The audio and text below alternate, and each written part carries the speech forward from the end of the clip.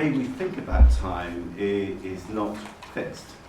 We can think about time differently. There's a difference between whether we see it as something that exists independently of ourselves, or is it just a concept we apply to the sequencing of events. Is time something which is governed by the sun, that routine from dawn to dusk, changing with the seasons? Or is it something that is mechanically measured and coordinated, as we see in the Industrial Revolution? Looking at the work of the anthropologist Evans Pritchard, who wrote his book on the Nua in 1940, he said, well, actually, they have no concept, no word of time. You can't talk about it being spent or past or sequencing, but their timepiece is the cattle, and that routine of pastoral tasks and how one follows from the other, which is a very different experience from the Industrial Revolution and people hopping on. You buy time, you sell your labour, and that's much more controlled. But time as a fixed concept. And therefore we see some of the impact of technology. So when your only timepiece was the church clock, you had in effect little mini time zones that the time in Bottisham could be 2 minutes different from the time in Wilbraham, and that could be 5 minutes different from a village in Oxford. It was only with the advent of the railways that you actually have standardised time, that the time at different ends of the railway needs to be exactly the same, and obviously you have the development of clocks. And that allows, in a sense, the factory system of the steam engine starting at 6 in the morning and everybody clocking on at the same time, and having that whole process of the accountability for time and the productivity of time. And that productivity of time is, of course, influenced by relationships, but also by technology. So one estimate that an hour worked now is 25 times more productive than an hour worked in 1830 through the impact of new technologies. But also the impact of social media changing our perceptions of time. So the acceleration of the news cycle, with Twitter it's responding in minutes, hours, rather than the more leisurely Victorian political cycle where you could have days or weeks in terms of responding. Or the impact of social media on our interactions, that actually we may be sharing time with many different people simultaneously. Or the impact of social media on teenagers' sleep patterns and the physiological changes in the brain around our use of time. So time and our experience of it varies, and also with religion. And there can be the big philosophical issues of, is time a linear process from the beginning of all things to the end of all things, or is it a more cyclical process? Or the impact of the Protestant work ethic, where you have sleep is now a felon, sloth is the murderer. Wesley saying you should redeem every passing moment from sloth and idleness. So time becomes something that is scarce, time becomes something particularly valuable because your whole eternal destiny hangs upon it. And in that context, leisure becomes suspect.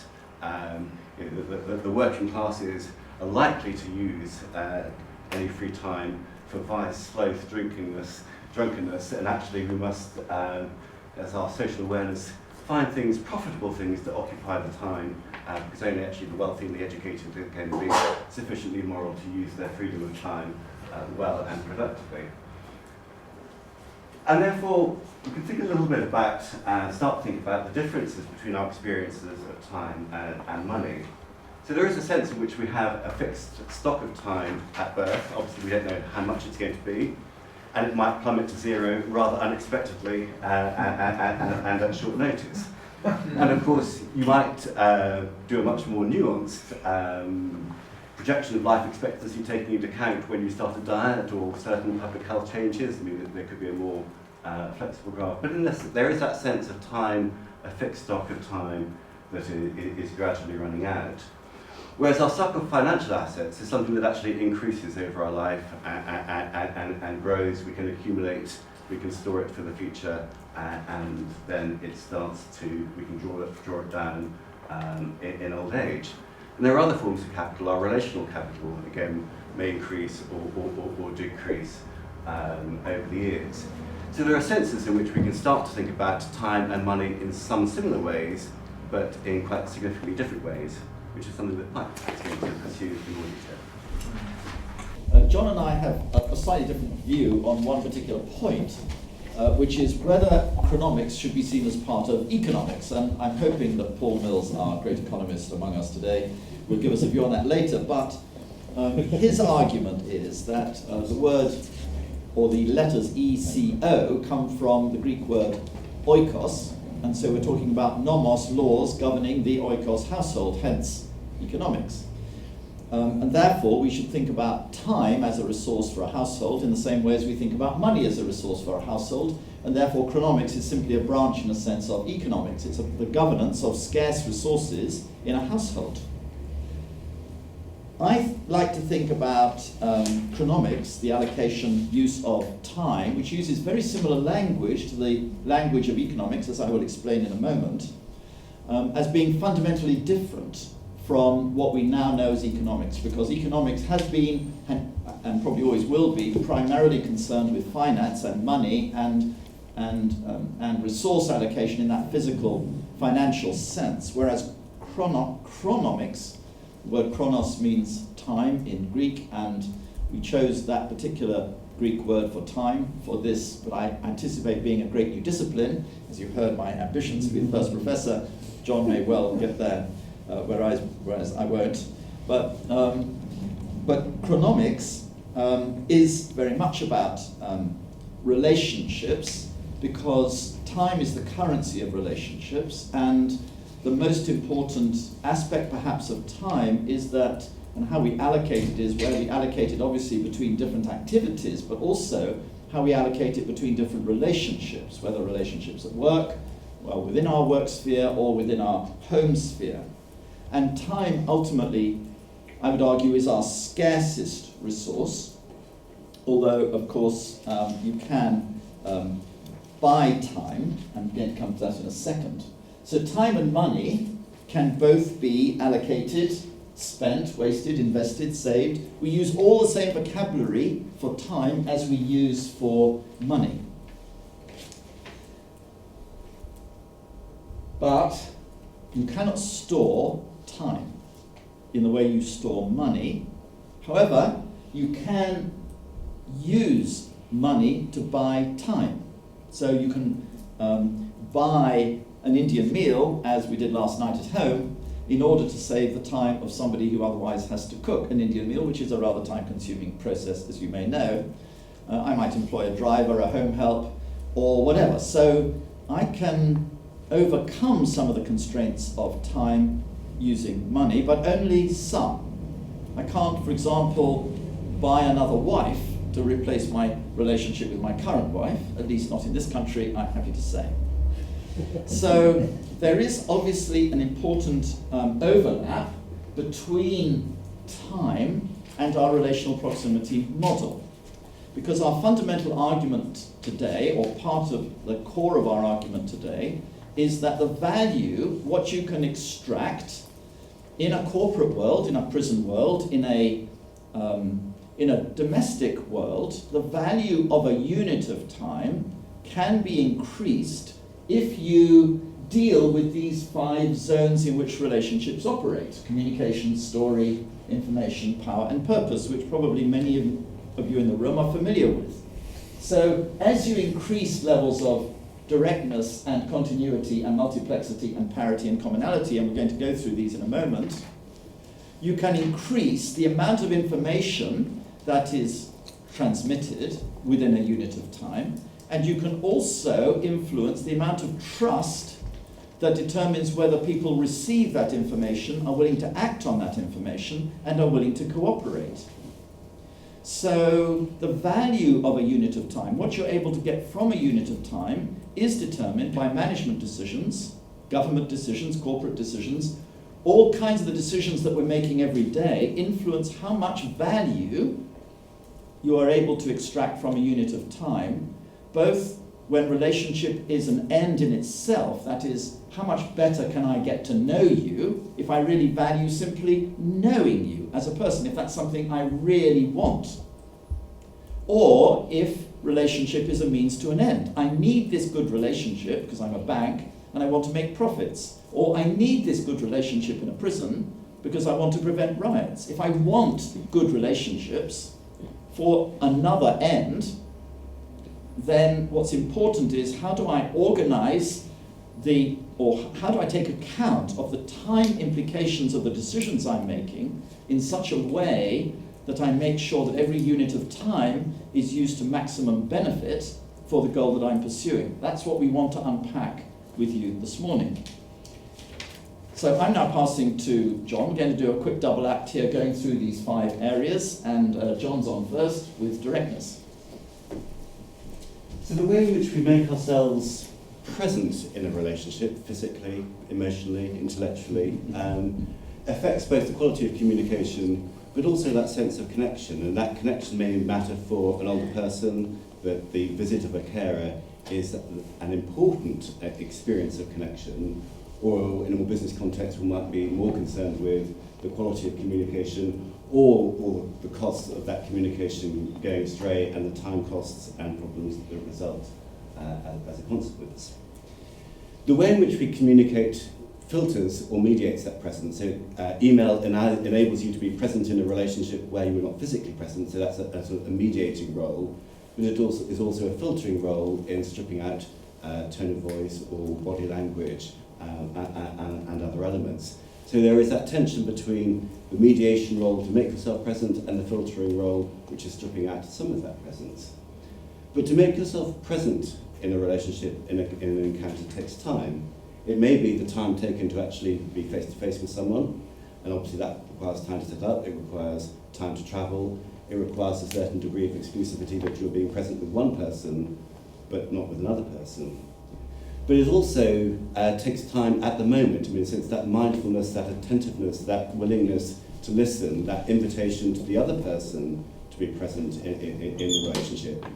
And therefore, the way actually we think about time, it's not just the amount of time, but if you are rushed, hassled, if you feel you have a very time-constrained opportunity, you know, the doctor who has got to get the patient through in 5 minutes, constrains the way the communication happens and may, in a sense, then you direct and drive the conversation to a particular end, but actually at the price of losing the presence of the other person. So that subjective perception of time, you know, is this a limited thing which is, you know, moving fast? I've got to get to an end quickly. I've got to drive to the conclusion of this meeting. I've got to get through the agenda, and so on. Also governs the way in which we can communicate.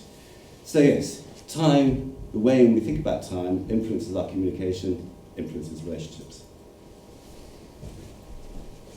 And I'm going to add one small footnote to that, if I may, John. That if you are physically present with somebody face to face, you get all the body language, all the facial communication that goes on in a face-to-face encounter. And therefore, you get a great deal more value relationally out of a face-to-face meeting than you get if you're just communicating through telephone or through emails or whatever. Now, that doesn't mean to say that emails and so on are not appropriate and have their place, but if you really want to build closer relationships, for example, in a classroom or something, you need the face-to-face or in a learning environment. But the problem with face-to-face is that it takes time. You can't meet all the people you want to meet face-to-face. There isn't time.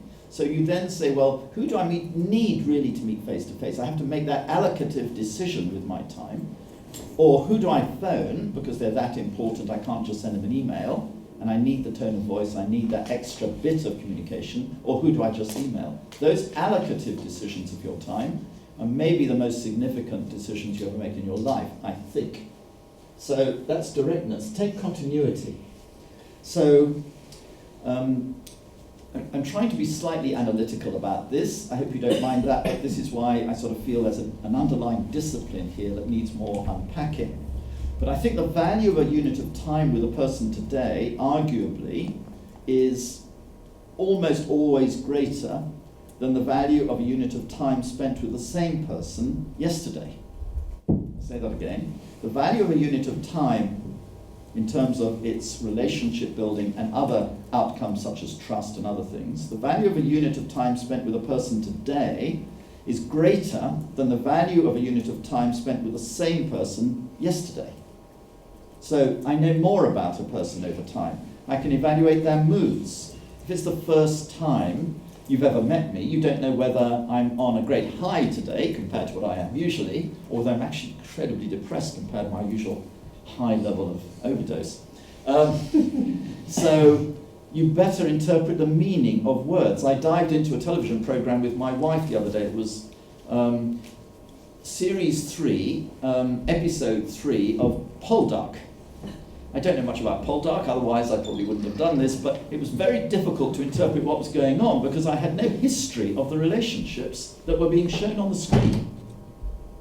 Trust is only built or destroyed over time, and that's true for friends, but it's also true for banks, and it's true for people working in schools and other kinds of institution. There are huge costs of staff turnover. We worked in a company, John and I, back in 1998, one of the big 5 law firms in the city, and they were very distressed about losing so many of their staff just before they became partners, because there was a financial cost to that. They trained people up for 10 years, they were about to become partners, but I think more significantly there was a relational cost. These people got to know the firm, they got to know the partners, and they got to know the clients, and now they're walking out of the door because they don't like something about what the firm is doing. There are relational costs as well as financial costs, but in our society today we measure those financial costs. We can tell you it cost that law firm, let's say £1 million for every person that walked out of the door in terms of their training and everything that they'd invested into that person. But they didn't even attempt to think about what the relational cost might have been and how you would calculate that cost. So the history of a relationship, the momentum of the relationship over time, is important for the strength of that relationship and all of those relational outcomes. Over to you, John. Gaining a breadth of understanding of an individual or an organisation helps us both to understand the person, but also for the organisation, but to manage their relationships. You know, in a sense, their needs, their contexts, their circumstances, their motivations, the interests, the pressures they're working under. And it's that breadth of knowledge that allows us to identify the opportunities. You know, if only I'd known Colleen knew somebody, I'd have asked her to do it, but I didn't know, so I didn't ask you. Or you as Michael was saying, you kind of misinterpret a response because you don't know enough about the workload or the pressures. So the opportunities are created, misunderstandings are avoided. But gaining that breadth of knowledge and understanding takes time. It may be actually time at the start of the meeting to say, well, actually, kind of, you know, how are the family, how's work going on, not being, again, so task focused that you fail to invest that time in getting back to the meeting. It may be actually, you know, making the effort to have lunch with your team or your organisation, and the, you know, away days and the team building and all of those things. And I think Rob and Colleen will talk later about the benefits of schools taking kind of time out and trips and building those relationships at the outset. It also generates that compassion that if you really know somebody, if you really know what drives their behaviour, if you build that depth of understanding, then actually it changes our response. But also then, you know, that breadth of knowledge not only takes time to gain, but it also means that time is used more effectively. If you really understand the needs and situation of your patient, of your client, of your pupil, then actually you can orient and use your time far more effectively in order to meet their needs, to serve them effectively. So that quality of service is a product of the breadth of knowledge. So again, you see that illustration that time needed to build a relationship, but also then that quality of relationship making the productivity and value of your time far more effective. I'm not going to say much in the power space. Parity is about mutual respect, participation in a relationship, a fair sharing of risk and rewards. Respect impacts on other people's time. Just think about the issue of punctuality. I feel very guilty when I start talking about this. But if you are not punctual for an appointment and the other person is, then you are in effect stealing their time. Now you can calculate that in money terms. You could say, well, 10 minutes of their time at their salary is worth X pounds, or you can impact it on it, you can calculate the impact in relational terms. You can say, well, if they were not waiting for me here, and if that time was being accumulated somewhere else, who else would they be spending more time with? So there's a relational cost as well as a financial cost again. And equally, the investment of time, as with money, into a relationship is very difficult to motivate people to do if they feel the relationship in the first place is unfair. If it's unfair, why should I invest my time into this relationship with whoever it may be? I'm just not motivated to do it. And finally, on this common purpose, so the alignment of purpose in a relationship aids its health and effectiveness. So that process of identifying, what do we share in common? Are we wanting to pursue the same ends? What are the forces that are pulling us apart, pulling us in different directions, different forms of accountability, different values, different preferences? And that deepening, is this actually a very sort of thin tactical alliance for a very short-term, limited purpose, or is this a deep-rooted alliance, rooted in values, rooted in the things that really matter to us, and that actually a lot of our activity is oriented towards the same ends? But discovering a shared purpose is an investment in time. You're building a new project. Who do you want to partner with? Investing that time in the networking to say, actually, this is the right partner. Taking sufficient time to screen and say, actually, yes, we had a great lunch together, but actually we've checked out and our purpose really is aligned. I know what motivates them. I know what's driving them. Actually, I am confident to proceed because I've taken sufficient time to invest in this relationship to check out both the scope of our shared purpose, but also the areas where it is limited and constrained.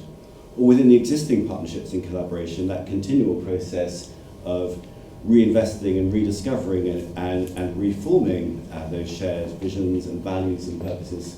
So that process of continually maintaining that alignment and deepening that shared purpose is an essential investment in both the health and the productivity of relationship. And of course, like with all the others, if it goes wrong, the time costs are considerable, that actually the arguments and disputes about conflicts, disagreements, in the meetings where you can't agree what you want to do, how you want to do it, and the frustrations that evolve. So again, if we get the relationship wrong, a lot of our time gets lost, sucked away, wasted in fairly unproductive times. So that cycle of investing in relationships and then reaping the dividends in terms of time is something that actually we need to be much more conscious of and manage. And our argument is that we tend to manage the finances of the relationships far more effectively than we manage the time dynamics of relationships. And I'm just going to pop in one small comment. I'll get my revenge, I'll have my PSs later. There's no PS for this is just summing up what we've just been saying this time. Just that conceptually you can say the value of a unit of time, and you could put a little subscript T, if you wanted to, on there, is a function of those 5 components that we've talked about, and which we can measure in the form of an index. And I think this has enormous application, as John is just going to go on and talk about now, whether you're in a school, a company, or any other organizational context, that if you're trying to think about how do you make sure that there is trust, that there is commitment, that there are are the preconditions for effective communication, you need to be knowing what are the dynamics that are affecting those 5 areas that then impact on the value you're extracting from a unit of your time. Time is the scarcest of our resources. We have to make sure that we are using it effectively. Now, there is an issue of relationships being means and ends again. Do you want to do that because you really value the relationship with the person you're talking to? You really want the relationship for its own sake? Or whether you're simply wanting the relationship as a means to achieve some other objective, which may be a very important and good objective, but it's important to work out what exactly you want the relationship for, and generally the other party will discern whether you're using the relationship for something else or whether you want the relationship for its own sake. We want to turn now to building on that and some of the implications of what we've been saying for public policy. This is a leaflet from USDOR, the Shop Workers Union, in the context of government policy on Sunday trading, and highlighting some of the impacts of their workers. Sunday's the only day I get home to have eat an evening meal with the family, or the difficulties of getting childcare with working on a Sunday, the loss of premium pay, the difficulties of caring for elderly staff. And I think one of the issues is that actually tends to be in society that the lowest paid and least educated have least control over their time. If you're chief executive, you may have work under intense time pressures, but that's partly self-inflicted, but you have choice and control when you work and work at home. If you're on the shop floor, you clock in, you clock off, your hours are very tightly regulated. And we see debates about 0 hours contracts and so on, that actually working hours and working conditions remain a potent political issue, and therefore actually the politics of time becomes significant.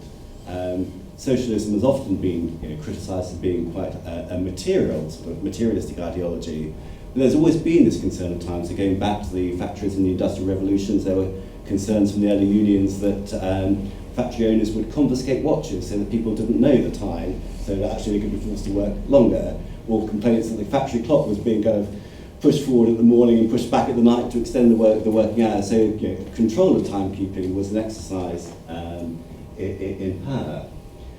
But there is an issue about then how in policy do we actually think about the impact of time. One of the interesting pieces in the government's cost-benefit analysis of Sunday trading was that they put a monetary value on the time people might waste waiting for a shop to open if they didn't know Sunday opening hours. So you say, well, actually people might spend 3 minutes waiting or 5 minutes waiting in extra traffic, and the standards of Department of Transport cost-benefit of analysis, I don't know, it's £9.72 for an hour, whatever the current value is. But there was nothing in that cost-benefit of analysis of the impact of a shop worker not being able to read with a child, spend time with a child, spend time as a couple. So a very partial account or awareness of time. And I think we could go and have a discussion about whether, in a sense, the Department of Transport's approach to valuing time, whether it's HS2 or anything else, actually that monetary value really captures the full relational implications of time. Or in another context, this is from a piece of work looking at organisational change in the NHS, looking at the impact of moving towards primary care trusts and primary care groups. So the context is that if you're a GP and you're running your own health practice, you have a relatively small number of relationships to manage in terms of your healthcare is commissioned from the health authority, you're dealing with a hospital, you have some providers, you will have to relate to your fellow GPs. If you become an organisation and if the government is transferring to you responsibility for commissioning healthcare and public health responsibilities, then suddenly as a new organisation you have a much longer list of strategic relationships which you have to manage. And this was coming from workshops of GPs thinking about what are the new relationships we'll be responsible for. But the issue is, where does the time for all these new relationships come with?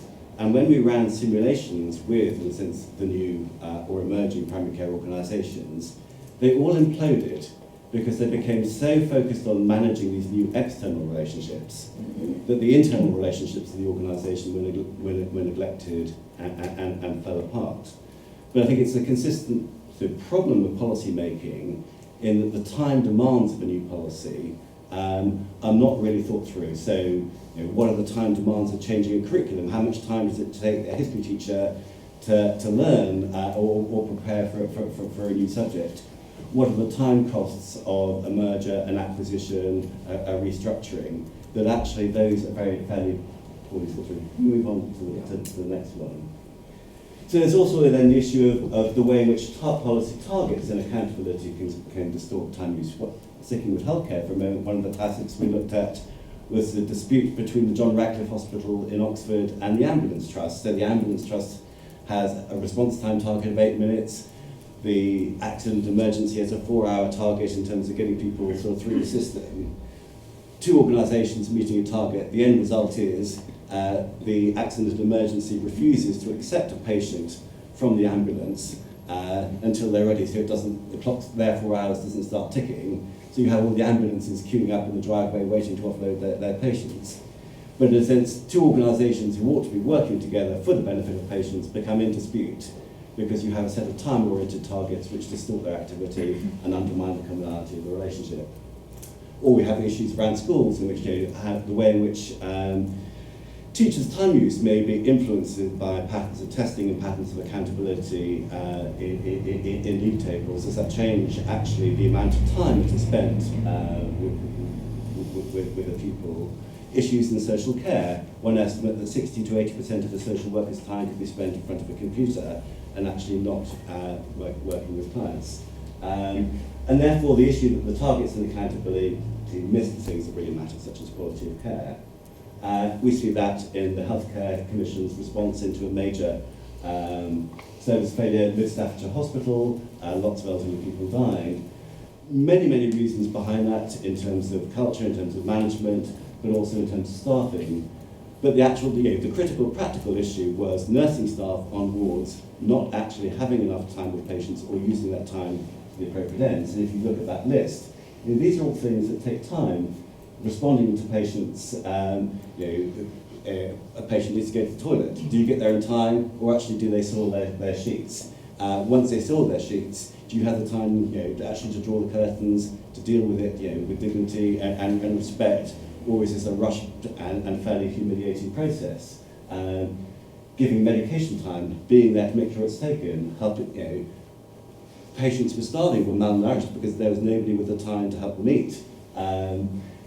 And so on and so forth. So actually, that frontline quantity of time and the quality of the time that's used is a vital ingredient with the quality of care. But actually, in your financial plans and your targets and reporting, that those time dynamics are invisible. They're not really reported on. They're not closely managed and scrutinised, and you only see it when the outcomes go catastrophically wrong. Something, David, you'll be familiar with. That actually, the pressures that prison officers have. I just wanted to do a very brief quote from Lord Farmer's recent review into the prison service. And he said, "The present reality was that officers described not just being exhausted by staff shortages, but also de-skilled because they no longer had time to fulfil the more pastoral duties with men on their wings. They told me, we've lost the ability to allow staff to make those personal relationships and embed them further." An officer who had recently completed prison officer entry-level training described learning about a 5-minute intervention where prison officers are encouraged to turn everyday conversations with prisoners into rehabilitative opportunities, but never having been able to put it into practice because the constraints the regime was operating under made it impossible to do so.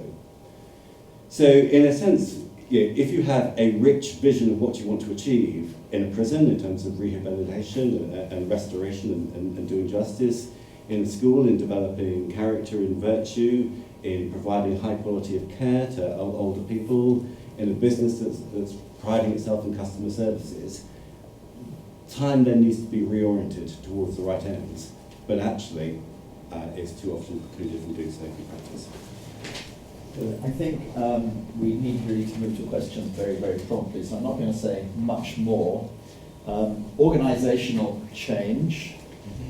If you're restructuring an organisation, you're changing all kinds of relationships that are going on. But it takes time then to build up the trust and confidence when people are in new positions to the point where they can really be effective. They just don't have the information, they don't have the confidence of knowing that person over a period of time. Working hours is a time choice where you're either building your relationships with your customers and your colleagues in the office, or you're going home and building long-term relationships with your family. And so often we sacrifice the long-term relationships for the short-term relationships in our time allocations. And a relational office culture appears to take up time, having a meal together, meeting around the coffee machine, or simply sitting down and having a coffee with a colleague for half an hour. Everybody says, oh, what a waste of time, and look at the cost of that cup of coffee, but nobody thinks about, well, what are the potential relational benefits in terms of opportunities that are being perceived, or willingness to take initiatives or support one another in in people in their work because they actually like each other. We talk a lot about financial pensions, but we don't tend to think about, are we building up a store of relationships for our old age? There are such things as relational pensions and investment of time into relational pensions. Technology obviously changes relationships fundamentally, and John already alluded to the problem that if there is conflict, if there is a breakdown of relationship, the amount of time that you could be using for something else that is required to heal or deal with that relationship breakdown is simply enormous.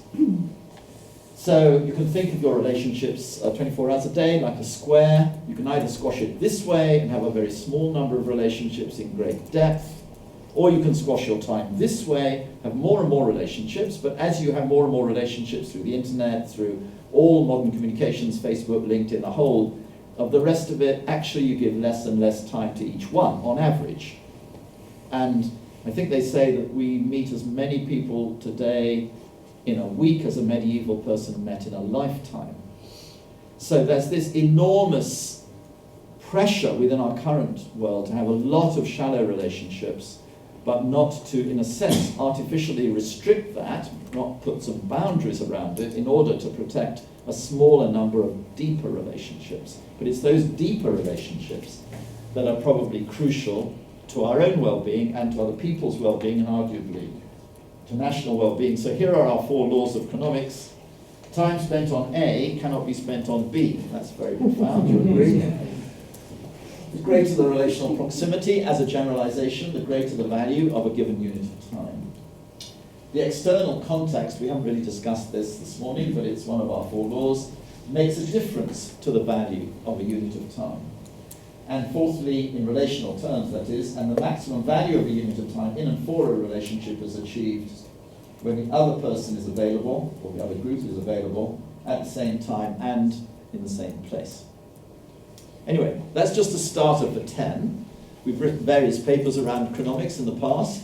I haven't yet managed to get a book written. I think really John needs to write a book. I would just give him a bit of support. But this is what we need to establish this new discipline in Cambridge University. Thank you very much.